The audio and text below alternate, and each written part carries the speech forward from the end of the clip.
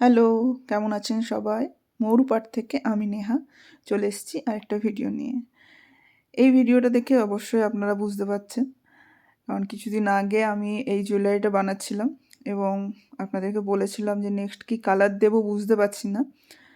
তো আপনাদেরকে জিজ্ঞেস করেছিলাম যে কী কালার দেওয়া যায়। অনেকে অনেক কালার বলেছেন।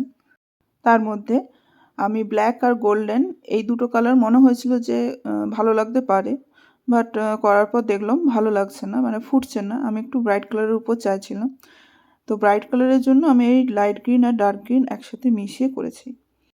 আর ডিজাইনটার দুপাশে দুটো ফুলের পোর্শন আমি রেখেছিলাম, ওগুলো আমি অফ হোয়াইট দিয়েই করে নিয়েছি, আর এক্সট্রা কোনো কালার ইউজ করিনি, অল্প কালারের মধ্যেই রেখেছি।